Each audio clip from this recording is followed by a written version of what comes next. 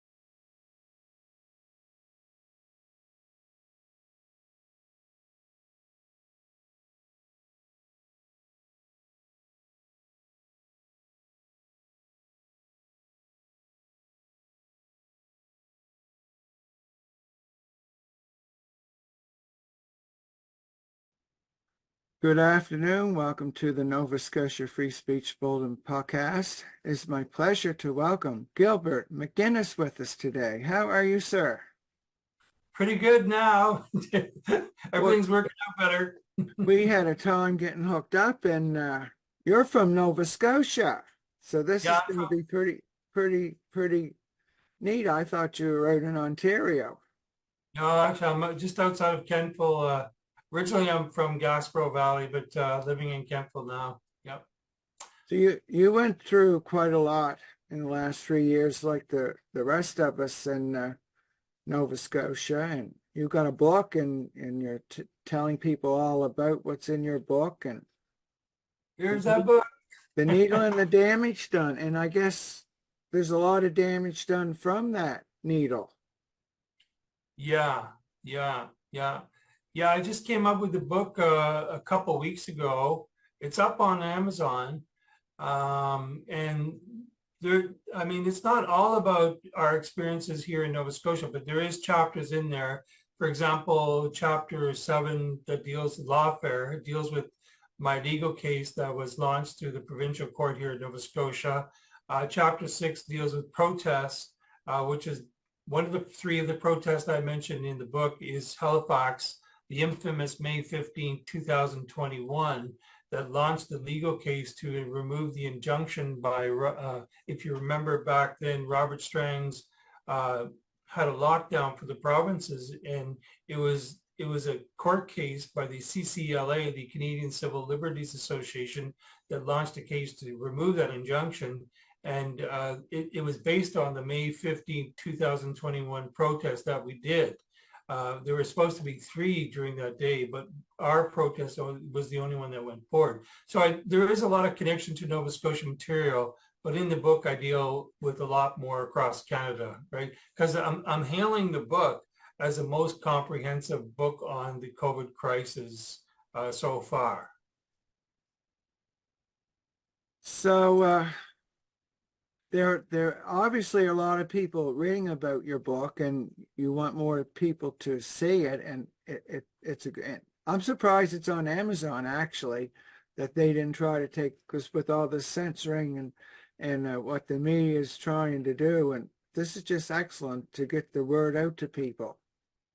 Yeah, thank you very much, Tony, because you're right. It's hard to get into bookstores because if you're not part of that Canadian bookseller network, essentially we're working through Samizdat. And I mean, the word of mouth is working really well. Like I'm sending books out to Alberta, Ontario, Quebec, in Halifax too.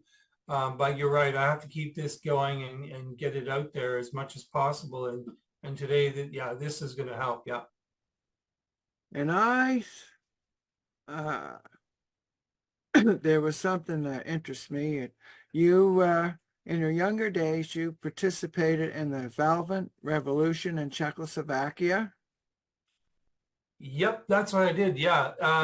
It's interesting you say that because I have my other book here, this one here, it's on Amazon too. It's called Yindelik, and that's a fictional account of my time in Czechoslovakia. Yeah, I was there back in 89, 90, and spent a lot of time there working for the Civic Forum Party. Actually, I lectured a few times as a young graduate from political science. They wanted me to talk on a forum on democracy, and as if I knew something about democracy back then. Anyways, yeah, I came from a democratic country, what was then democratic, and they had a Q&A period after. And so I would talk in various communities on democracy, but of course, back and forth to Prague and other villages. And that's where I really got introduced to the writings of Václav Havel, which I deal with in the introduction of my book. And I say in the book, if it wasn't for Václav Havel, who was part of the resistance movement against the Soviet occupation in Czechoslovakia, he wrote a book called The Power of the Powerless. And it wasn't for that book and Havel's writings, I don't think I would be able to have come up with a strategy to resist the last 3 or 4 years during the COVID crisis. It was really Havel who really helped me focus on and understand the ideology behind the COVID crisis, and to see that it was just a lie. Because Havel talks about this idea of living within a lie or living with the truth. And that's what I talk about in the introduction of the book. It's really, really important. Our main weapon against their totalitarianism is the fact that we could just live within the truth. And that's what they become afraid of. They don't want us to live within the truth. They want us to go along with the lie. And once they do that, then they were able to do what they did in the last 3 years. And so this book is looking at that whole process of how they convinced us to live within that lie. Well, they did it through fear. The biggest motivator is if you're fearful, you'll do anything to be safe. All the words they use all the time: to be safe, do this to be safe, do that to be safe. Yeah, yeah. Oh, yeah. Fear was a big factor. I remember back in March 2020, you could see right away they were creating fear through the military occupation. I was in Manitoba at the time working, teaching up there. And boom, the military came in right away, walking down the streets and bringing their arms to you. You think there was almost like a war zone, and shutting down hospitals. It was really weird. I went into a hospital at the time for a knee injury for skiing. And all of a sudden they emptied the hospital and said that COVID hit and everybody should go home. And I was like, well, what was COVID? And then they mentioned this idea of the virus. And I said, well, why are you sending doctors home and nurses home if it's a medical crisis? You should have your doctors here in the hospital, shouldn't you? So this is the things that didn't make any sense back then, but you're right. It was creating so much fear that people weren't even thinking. They were just doing. Yep. The virus is going to get you at Costco, but it wasn't going to get you at a church or a restaurant. It would get you at, I'm sorry, it would get you at a church and a restaurant, but it wouldn't get you at Costco. Yeah. Like, yeah. This is actually the topic of the second chapter of my book, Church Under Fire. I look at the church persecution across the provinces, a lot of from Alberta and Ontario. And even in Nova Scotia, we had the one church out in Weston Fellowship who refused to lock down. They continued and were fined. But you're right, a lot of these churches were arguing the same idea. Why should they shut their doors when huge box stores like Walmart and Costco had literally thousands of people going to them? This was another the contradiction that didn't make any sense, right? Yeah. well, it was all about putting small business out is what it really amounts to. I fought Sunday shopping years ago in Nova Scotia, and Right. They wanted small business out. They play the divide game. So and so works at Burger King. So and so works at a big grocery store. But why shouldn't they work when somebody's at a restaurant's working? They never offered an alternative like, hey, you guys at Burger King, we're going to give you Sundays off too. Never suggested. And Yeah, when the comparison was made, it was never made to people who are off Friday, Saturday and Sunday, like your government workers or your mechanics or your dentists or most banks. That comparison was always made directly at retail. But where yeah, I'm but where I'm going with this is the same thing with COVID, that they divided us. Vaccine, not vaccinated, mask, not, and people without masks. They wanted to divide us. That they wanted that. What would you do if you want transhumanism? And that's where we're headed. You take away your day of rest. You take away that day that families can spend together. And they divide us then. That was one of the steps towards this transhumanism that they're planning. And it's pure evil. It's a genocide, Gilbert, going on right now. oh, yeah. One thing that I show in chapter 9 of my book, it's called Bioweapons and Plandemics. What I look at is how they are to get away with the lie. But I try to look in the next chapter, the final chapter, what we should expect next. This idea you're talking about transhumanism, because my academic research before this came along was in posthumanism, posthuman. I've written articles and in books and things like that. But in this book, I try to look at what are they going to do with all that money they made from the vaccines? We're talking hundreds of billions of dollars. And now they're investing in these sectors, for example, in posthuman. And one of the key issues I think that they're looking at next, they seem to be going, is the fact that they're removing our choice to what goes into our body. They did that with COVID. You couldn't choose. You had to take what they gave you. And now that's the opening step, the first step to what they're going to do next. And they have all kinds of plans. These pharmaceutical companies and all other government sectors intend to change our body makeup. And you can see that with the vaccines. They've already started doing that. You heard of the bird flu, that's the next one. It's right on a website. It's like they're not hiding it. It's right on a website. I got no tinfoil hat. It's right on there. People can look, they can research it. It's there. They're telling us what they're going to do. It's pure evil. Yeah. Well, they told us what they were going to do before COVID came along. It was already down there in their World Economic Forum documents, their WHO documents. If you go back to those things, you can tell with the, for example, in that chapter in Bioweapons and Plandemics, I look at how the patents of the virus, the patents on the vaccines go back to 2003. They had this in the making, and I show the patents in the book.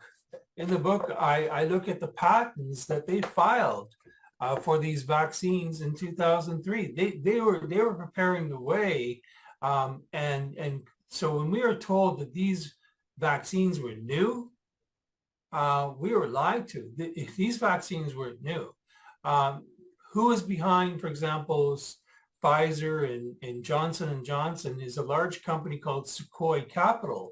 And this is what I deal with in chapter 9. Sequoia Capital came out of China, communist China. It's a communist China invention lab.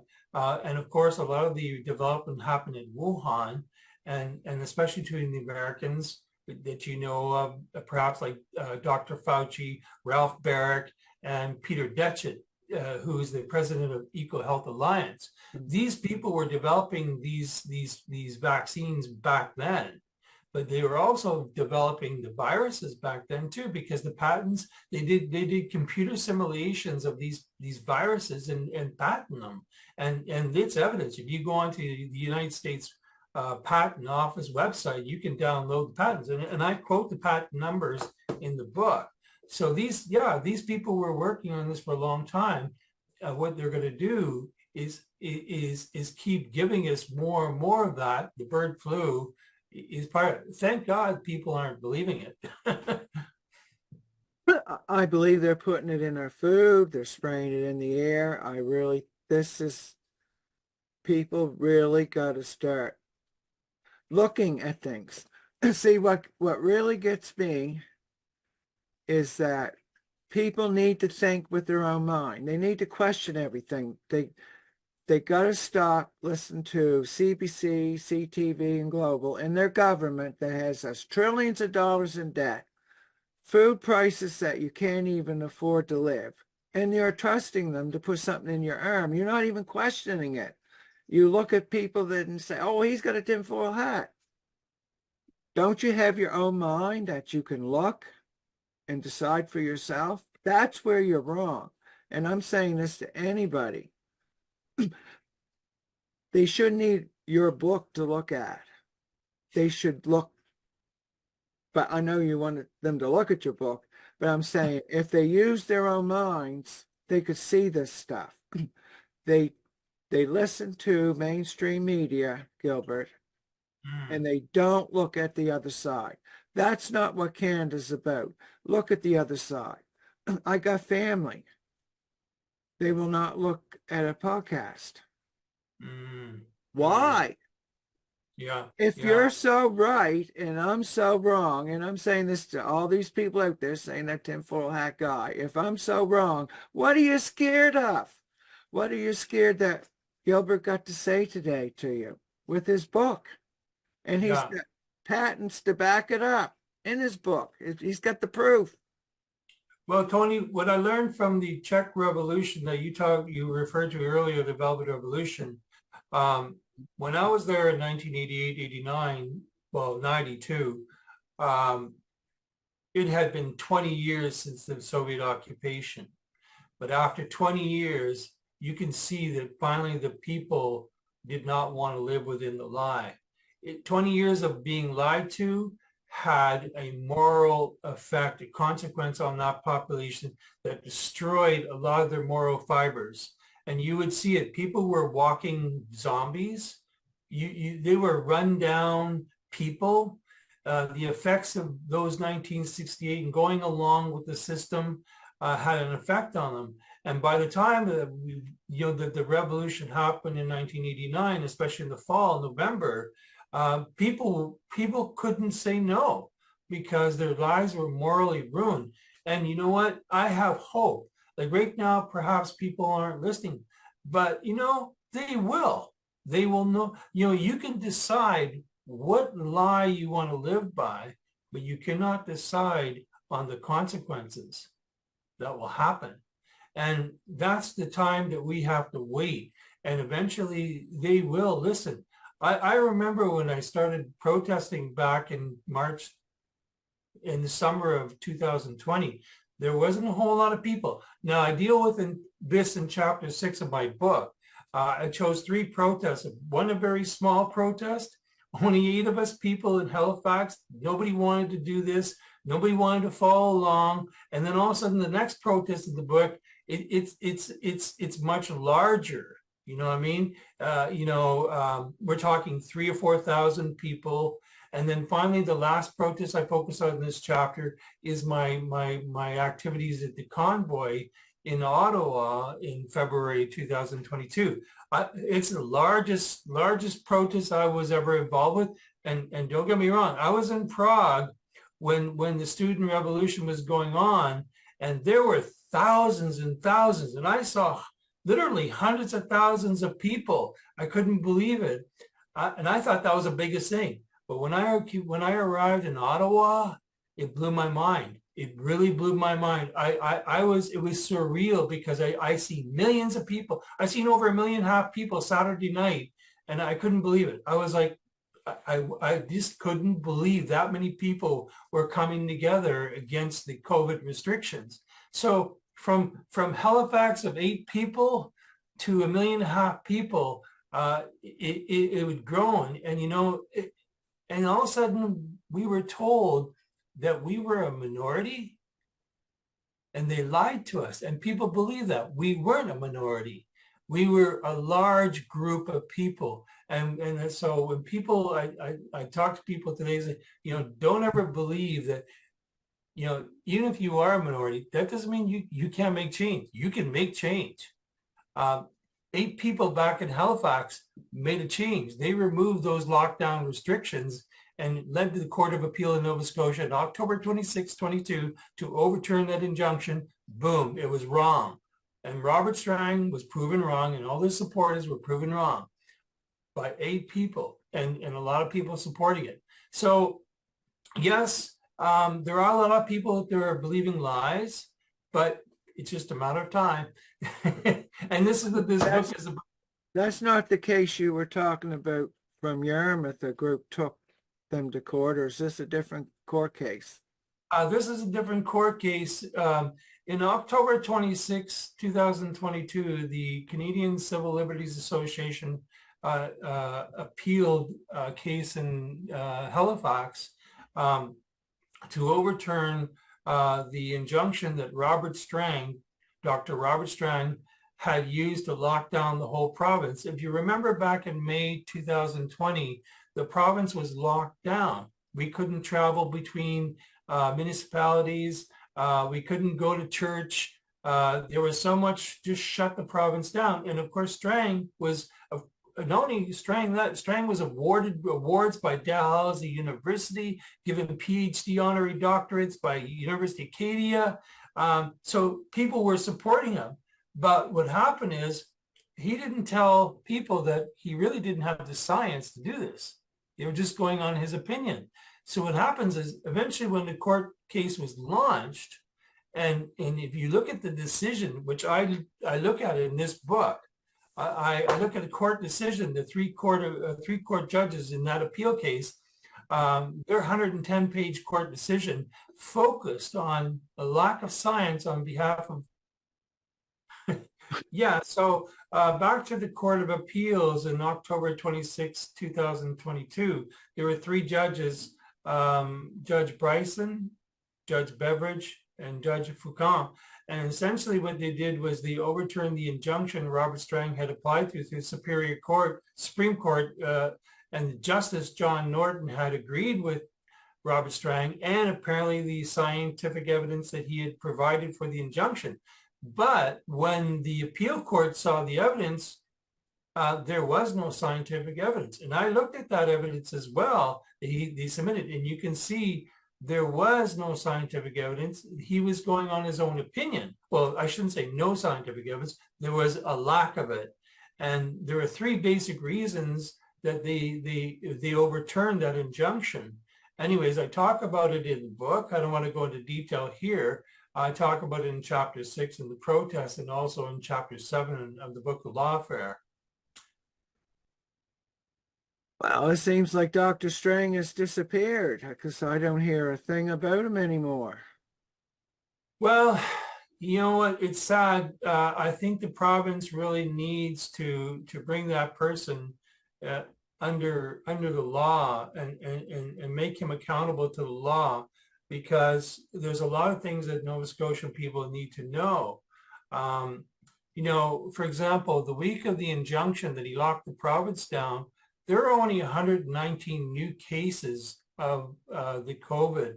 And when you consider, and that's from his website, I was following his website. The previous month, 199, and then it went down to 119. But anyways, if you look at 119 that were released the week of May 15th, of 1 million people, that's 0.0019%. That's a fraction of 1%.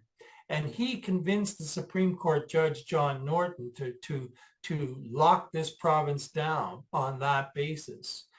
So that's one thing that the people of Nova Scotia need to know about Dr. Strang, that this shouldn't have happened. 2 people were able to do that. I think we need to revisit some of the changes that he tried to do without any scientific evidence.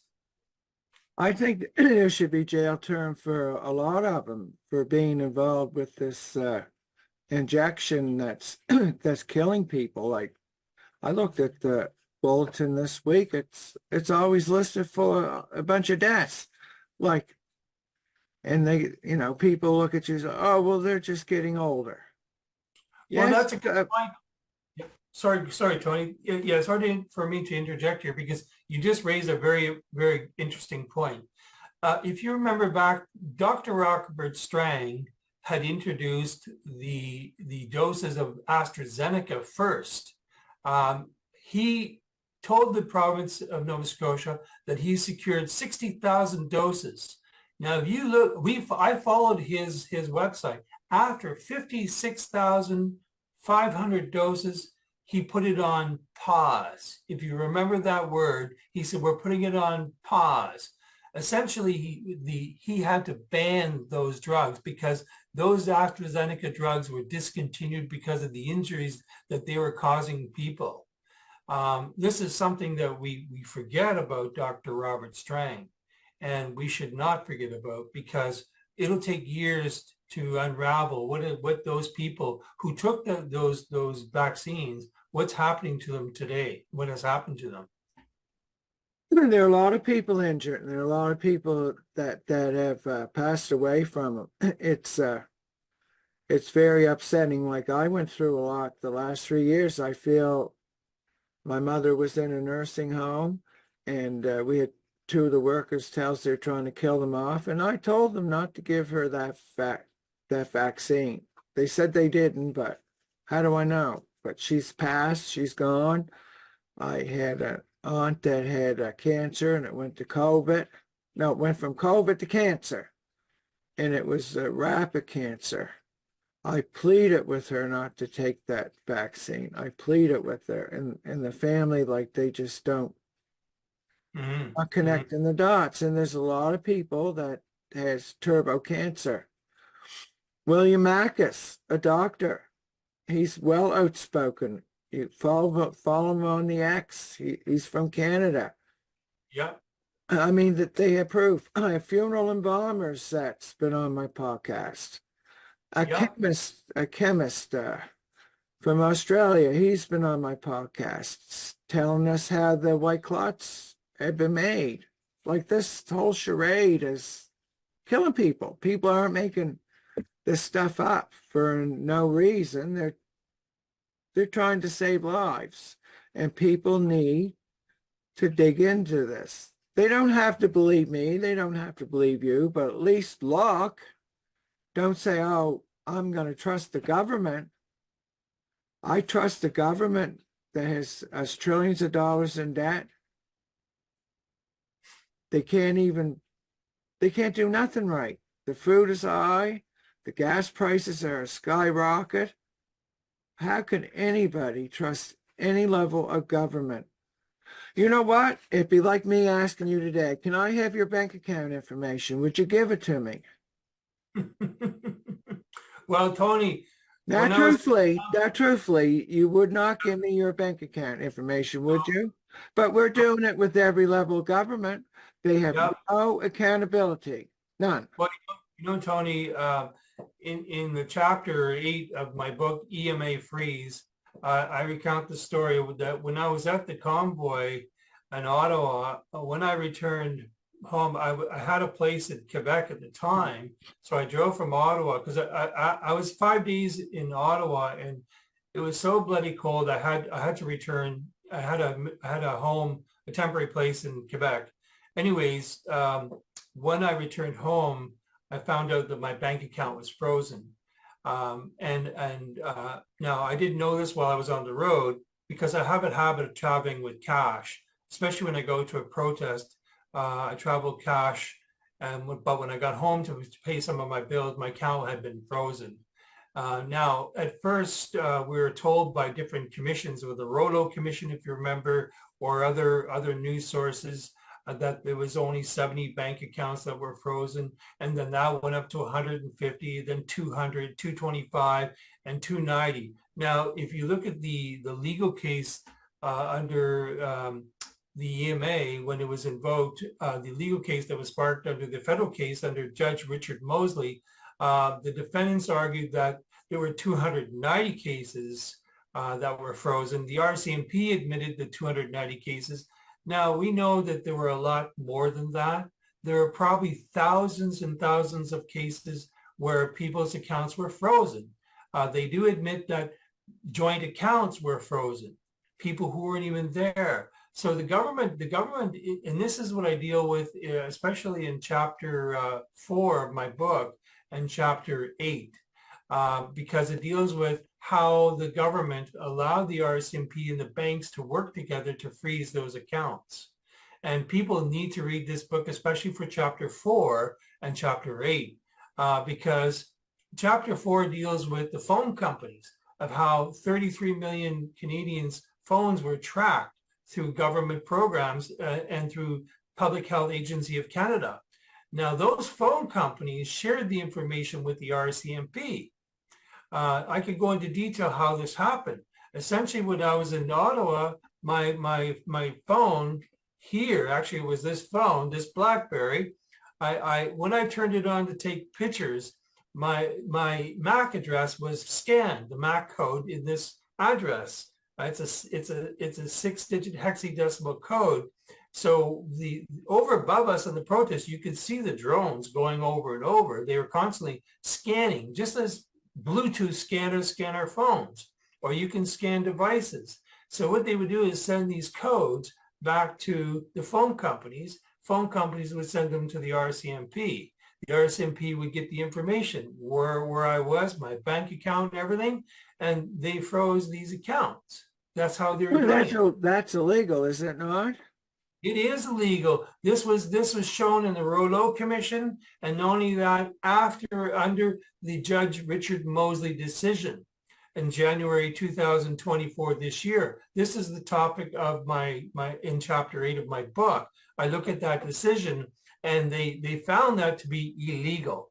Now, and the frightening thing was, they asked the director of the RCMP what basis they do this on. And he said, just by gut feeling, they knew who to do it, and they knew who not to do it to. But anyways, this is a topic for the chapter.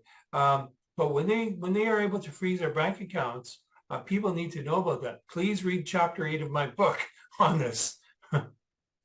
Wow, you've been covering a lot of things in your book. Yeah, that's why I call it the most comprehensive book so far. Because remember, there's about 4 or 5 books out on this already. There's one book on the legal part, which is called Pandemic Panic by 2 lawyers, Joanne Barron and Christine Van Guy. Oh, okay, you're just sharing the screen. Yeah. So the other book that's been out too is Fishman's Fraud by Rachel Wattell. So this looks at the science and how they manipulate the science to justify their policies. A real good book, but they're very narrow topics. You have 2 books out on the convoy by Tamara Leash and another man, Tom Morello. Anyways, again, a very narrow topic. So what I wanted to do is look at a larger topic. In the first chapter, I look at how we had travel restrictions. You see it there, Travelling Scapegoats. I looked at the travel restrictions, and what I was trying to do in this book is show how across Canada we had checkpoint Charlies, or militarized barriers between provinces. Now, we know in Nova Scotia we had one, and New Brunswick, but also Quebec had them as well. And then I go into other forms of travel restrictions, like the travel app, if you remember, and how much government money was wasted on that, but also looking at other travel restrictions, the quarantine hotels. In the second chapter, Church Under Fire, I look at all the churches and how the churches across Canada were persecuted, how the pastors ended up in jail. And many of them did. Many of them were willing to go to jail, and it did. You have in Alberta, in Edmonton, you had Pastor Arthur Polanski, who many of your viewers will remember. He was in jail for more than 50 days. This chapter looks at those pastors and their courageous fight to end these restrictions. Chapter 3 looks at a term that Pastor Arthur Polanski coined Gestapo Nazis, referring to our police in Canada who mix politics and policing. And I look at the police brutality in this chapter across the country during the COVID crisis. And there was quite a bit of police brutality. We're talking RCMP down to provincial and regional polices. Okay, a very interesting chapter. Digil-Eyes looks at the whole idea of the phone companies and how the government exploited them to track Canadians, 33 million Canadians every day. Now, this is an interesting chapter because I've mentioned it already, how this phone information, cell phone information, was used to freeze bank accounts. So chapter 5 looks at education, post-secondary education, because, and this comes back to my own personal experience, Tony, because I was a professor in my career and I would not accept to take the vaccine. So I was forced out of my job in teaching. I had to leave the university. But so I look at the post-secondary environment where 74% of universities across Canada did the same. So 74% of our universities forced vaccination upon students or they had to leave. So they created a system of segregation. First, students could go online, and eventually they forced students to even vaccinate who were online. Imagine that. That was crazy in itself. How you can stop the spread of students who are already online, not coming on campus, by vaccinating them. Anyways, the next chapter, protests, I won't cover that much because we talked about it. It looks at three of the many protests I took part in. And then chapter 7 deals with my legal case that started from May 15, 2021, where I was fined $5,000 for protesting in Halifax at Citadel Hill. And that chapter looks at the whole process of the case over 3 years in one chapter, and looks at the politics of how the justice system treated me in that.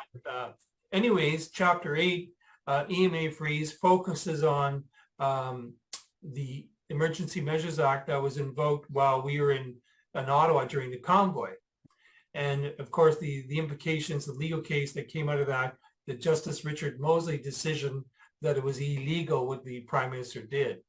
The last chapter, Bioweapons and Plandemics, look at the lie behind COVID, where they got all this from. And this goes back to the patents for the virus and the vaccines. And I really look into that in detail. And of course, the book finishes what we should expect next. This is a really important part because remember, they made a lot of money. I'll give you an example. I did research, and before the pandemic, or the COVID crisis, I call it, you have companies like Sequoia Capital, who own Pfizer and Johnson & Johnson. They were profiting about $2 billion in their businesses, which is quite a bit. But once the vaccines rolled out, the first quarter, Sequoia had profited $24 billion. And then within a year and a half, which was last year, they were up past $110 billion. So from $2 billion business to $110 billion, they made a lot of money. So the question is, what are they going to do with that money? Look, a lot of these players don't need this money. So what are they going to do with this money? This money was there to prepare for the next stage. And what they're doing is they're building a digital environment. I think this goes to your interest because before you've talked about this 15-minute cities concept quite a bit.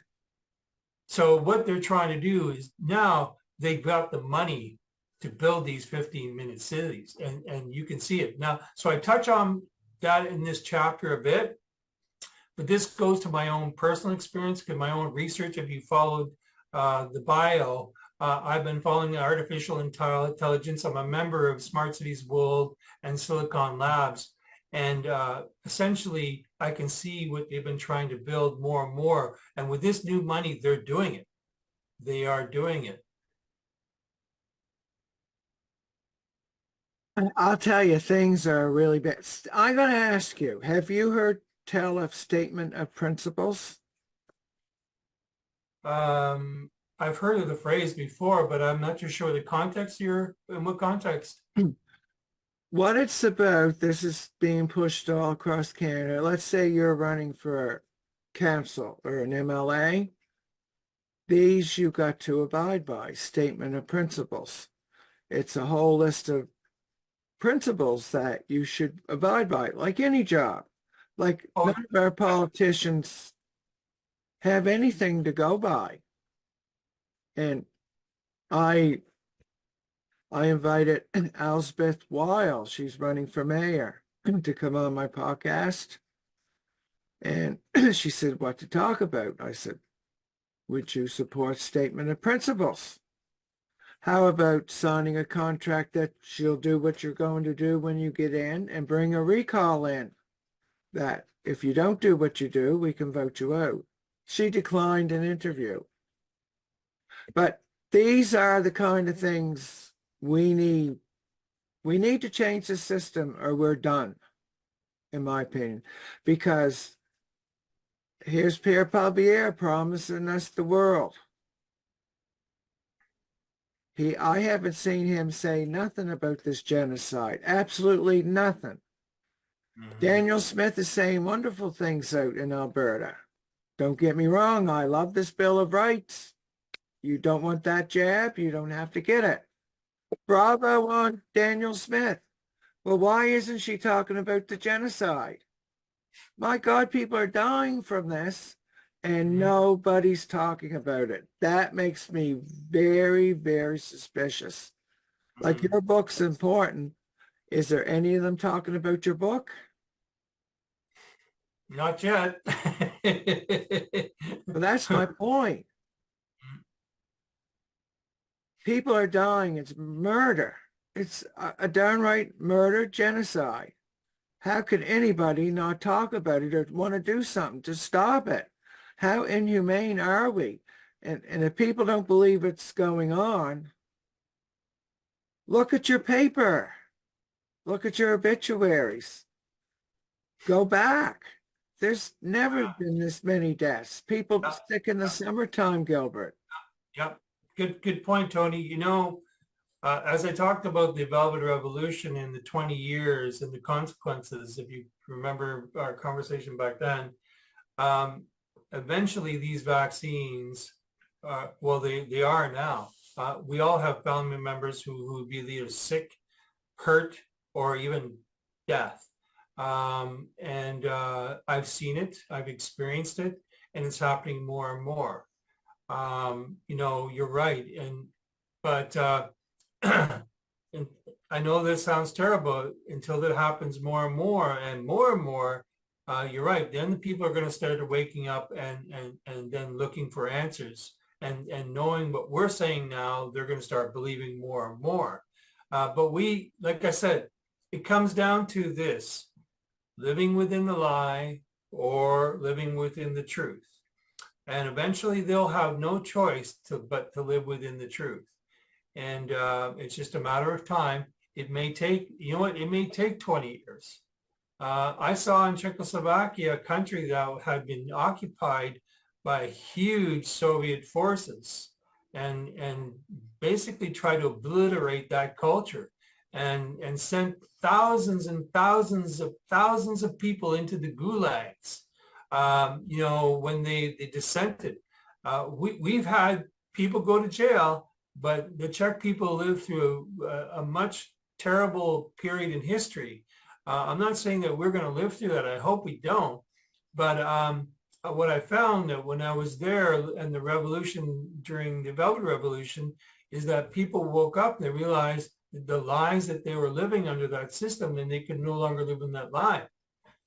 And our weapon, our most valuable weapon against their evil is living within the truth. And we need to seek out that truth. Like you said, we need to do our research. And that's why I wrote this book, looking at that lie and showing people. And in this book, I have over 350 citations. The documents that I deal with are court documents, government documents. It's not an academic book, but I had to provide the sources for where I'm getting my information from. And so I do quote these sources, but they're government documents, they're legal documents. So I'm trying to show people that, look, this isn't a book just about opinion. It's a book that's backed up with the evidence. Are you familiar with Shelley Hipson? Yes, actually, I was just emailing her this morning. She had that article. There was an article in her and Druthers last week. So we did converse the last couple of days over the statistics because I deal with a bit of this book. But I had a document. I was wondering whether she had initiated the information release application. So I sent the document to her, but she knew about the document, but she didn't initiate it. She's initiated other documents that are valuable too. But this document was interesting, and we talked about it. And this information came out of Robert Strang's office. And this is the amount of the rates of infection among vaccinated versus unvaccinated. And of course, the rate is higher among vaccinated, much higher, in fact. And so I wanted to see where this is going today.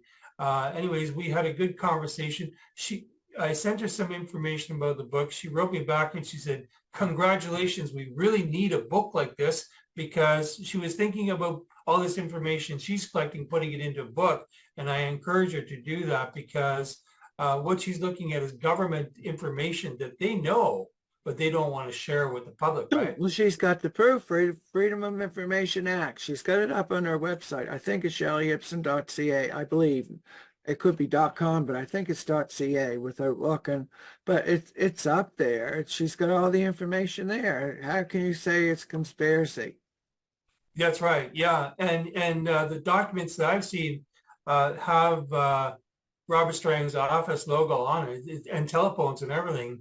But when you look at that information, I've handed out to family members and they just shake their heads. They can't believe it. Because, when you see the infection rate 16 times higher among vaccinated rather than unvaccinated, or hospitalization 8 times higher than unvaccinated during those periods. So what was the whole idea of becoming vaccinated? The vaccination has proven not to prevent the spread of the virus, and it's not even good as a treatment. I mean, doctors have come out worldwide and have claimed that, So people are starting to ask, well, why did we take the vaccine? And that's the key question. This is what I'm trying to answer in the book because of the lie. Those vaccines were just a tool. They were only a carrot before the cart. The whole idea was the government wanted to introduce new powers, and they wanted to have new powers without going through all the constitutional amendments and changes. And the only way that they can get these new powers, these totalitarian powers, is through that vaccine. And that vaccine was a vehicle where they could do it. They could shut down churches. They could shut down businesses. They could tell you not to leave the house. So they had these total powers. And of course, they wouldn't have done this without the idea of the lie of the virus, you know what I mean, and the vaccines. Well, it was all a lie to enslave us. It's like a tree branching off. They're creating all these circumstances so they can enslave us, like Soji in schools and all of this stuff. It's all of this is to keep us occupied while they roll out their digital ID, their 15-minute cities, and I'm hearing about everything crashing.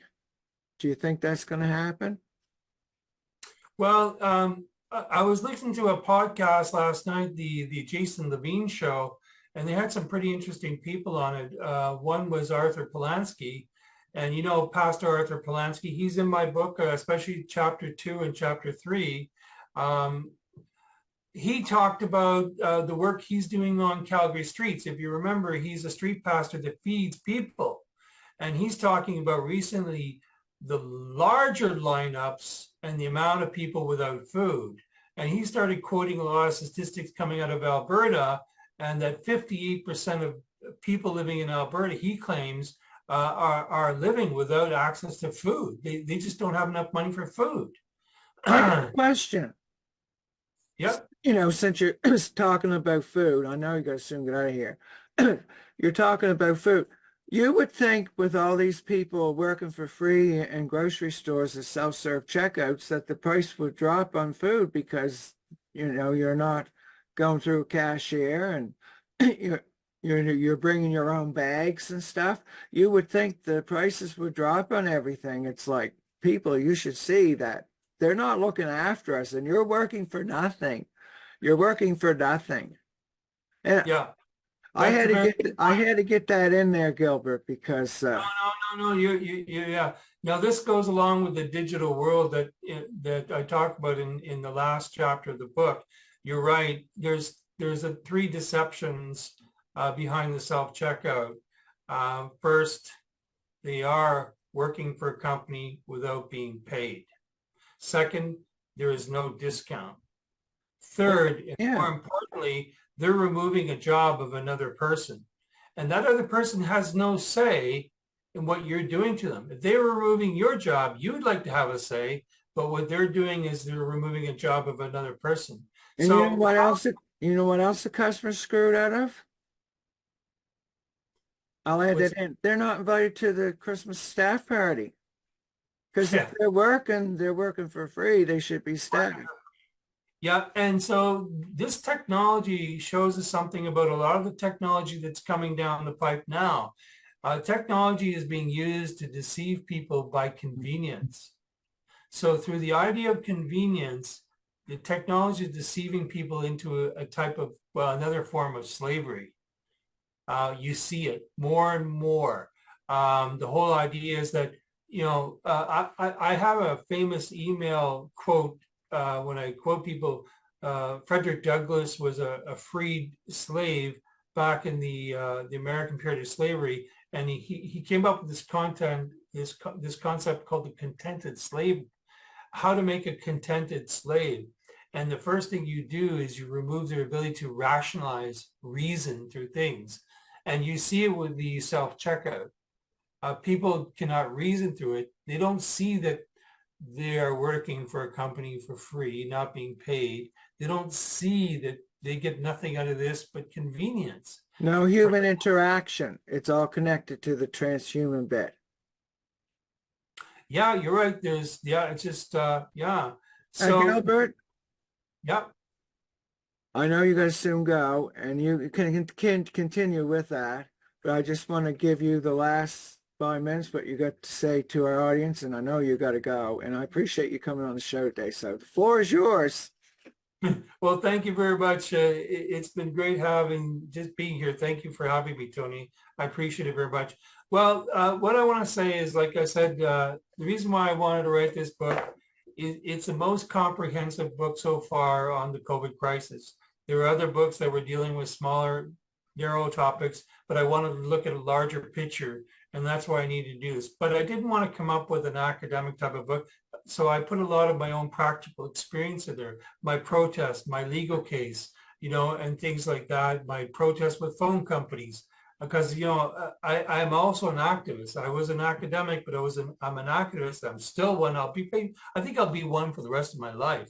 Anyways, you know, that's the key thing about this book is you're going to get some practical experience from my activist work.